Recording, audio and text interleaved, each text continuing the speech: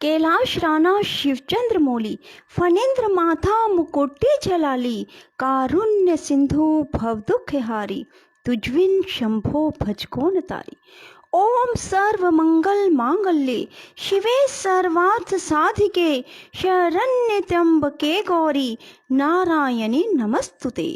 राधे राधे मेरे प्यारे भाइयों बहनों माताओं व बंधुओं, आज हरतालिका तीज के दिन मैं आपके लिए लाई हूँ शिव पार्वती की कथा।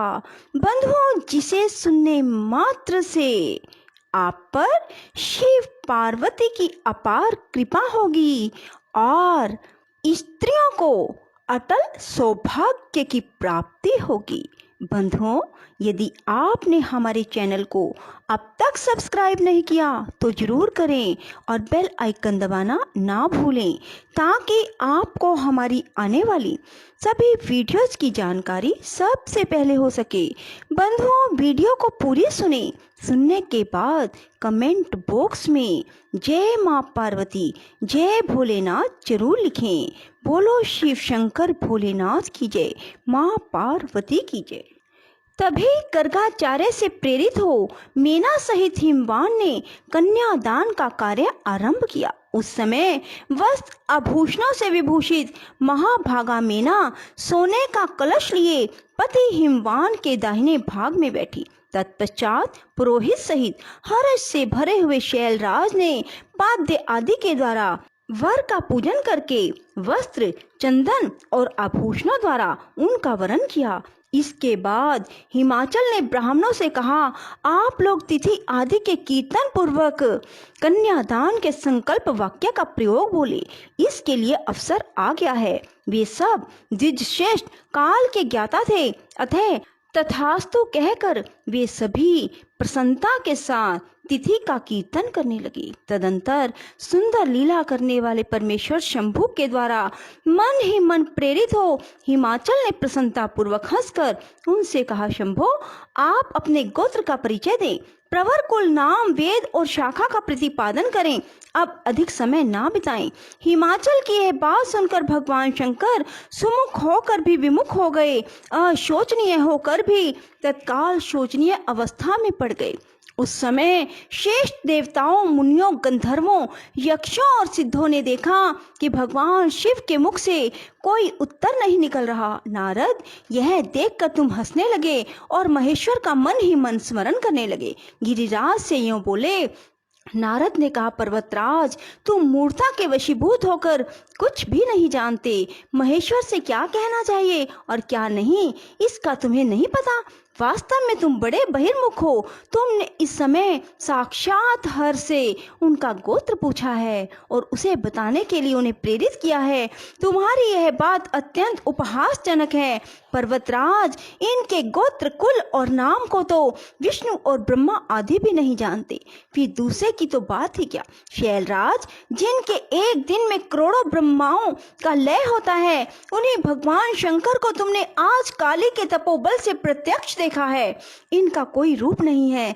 ये प्रकृति से परे निर्गुण पर ब्रह्म परमात्मा है, निराकार, निर्विकार, मायाधीश एवं प्रातपर है।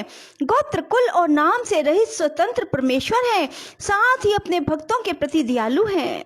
भक्तों की इच्छा से ही ये निर्गुण से सगुण हो जाते हैं। निराकार होते हुए भी सुंदर शरीर धारण कर लेते हैं और अनामा होकर भी बहुत से नाम वाले हो जाते हैं। ये गोत्रहीन होकर भी उत्तम गोत्र वाले हैं, कुलहीन होकर भी कुलीन हैं। पार्वती की तपस्या से ही ये आज तुम्हारे जमाता बन गए हैं, इसमें संशय नहीं है। गिरिश्रेष्ठ, इन लीला विहारी परमेश्वर ने चराचर जगत को मोह में डाल रखा है। कोई कितना भी बुद्धिमान क्यों ना हो, वह भगवान शिव को अच्छी तरह नहीं जानता। ब्रह्मा जी कहते हैं, मुने, ऐसा कहकर शिव की इच्छा से कार्य करने वाले तुझ ज्ञानी देव ऋषि ने शैलराज को अपनी वाणी से हर्ष प्रदान करते हुए फिर इस प्रकार उत्तर दिया, नारद बोले, शिवा को जन्म देने वाले तात महाशैल, मेरी बात सुनो और उसे सुनकर अपनी पुत्री शंकर जी के हाथ में दे दो। लीला पूर्वक रूप धारण करने वाले सगुण महेश्वर का गोत्र और कुल केवल नाद ही है। इस बात को अच्छी तरह समझ लो। शिव नादमय है और नाद शिवमय है, यह सर्वथा सच्ची बात है। नाद और शिव, इन दोनों में कोई अंतर नहीं। शैलेंद्र, सृष्टि के समय सबसे पहले लीला के लिए सगुण रूप धारण करने वाले शिव से नाद ही प्रकट हुआ, अतः वह सबसे उत्कृष्ट है। हिमालय इसीलिए मन ही मन सर्वेश्वर शंकर के द्वारा प्रेरित हो मैंने आज अभी वीणा बजाना आरंभ कर दिया था। ब्रह्मा जी कहते हैं, मुने, तुम्हारी यह बात सुनकर गिरिराज हिमालय को संतोष प्राप्त हुआ और उनके मन का सारा विस्मय जाता रहा। तदंतर श्री विष्णु आदि देवता तथा मुनि सब के सब विस्मय रहित हो नारद को साधुवाद देने लगे। महेश्वर की गंभीरता जानकर सभी विद्वान आश्चर्यचकित हो बड़ी प्रसन्नता के साथ परस्पर बोले, अहो, जिनकी आज्ञा से इस विशाल जगत का प्राकट्य हुआ है, जो प्रातपर आत्म बोध स्वरूप स्वतंत्र लीला करने वाले उत्तम भाव से ही जानने योग्य है, उस त्रिलोकनाथ भगवान शंभु का आज हम लोगों ने भली भांति दर्शन किया है। तदंतर हिमालय ने विधि के द्वारा प्रेरित हो भगवान शिव को अपनी कन्या का दान कर दिया। कन्या दान करते समय वे बोले, इमाम कन्याम तुभ्यमहम ददामि परमेश्वर भार्य अर्थम परिग्रहणीश प्रसिद्ध सकलेश्वर। परमेश्वर, मैं अपनी यह कन्या आपको देता हूँ, आप इसे अपनी पत्नी बनाने के लिए ग्रहण करें। सर्वेश्वर, इस कन्या दान से आप संतुष्ट हो। इस मंत्र का उच्चारण करके हिमाचल ने अपनी पुत्री त्रिलोक जननी पार्वती को उन महान देवता रुद्र के हाथ में दे दी। इस प्रकार शिवा का हाथ शिव के हाथ में रखकर शैलराज मन ही मन बड़े प्रसन्न हुए। उस समय वे अपने मनोरथ के महासागर को पार कर रहे थे। परमेश्वर महादेव जी ने प्रसन्न हो वेद मंत्र के उच्चारण पूर्वक गिरिजा के करकमल को शीघ्र अपने हाथ में ले लिया। मुने, लोकाचार के पालन की आवश्यकता को दिखाते हुए उन भगवान शंकर ने पृथ्वी का स्पर्श करके कोदात इत्यादि रूप से काम संबंधी मंत्र का पाठ किया। उस समय वहां सब और महान आनंददायक महोत्सव होने लगे। पृथ्वी पर, अंतरिक्ष में, स्वर्ग में भी जय जयकार का शब्द गूंजने लगा। सब लोग अत्यंत हर्ष से भरकर साधुवाद देने और नमस्कार करने लगे। गंधर्वगण प्रेम पूर्वक गाने लगे और अप्सराएं नृत्य करने लगी। हिमाचल के नगर के लोग भी अपने मन में परम आनंद का अनुभव करने लगे।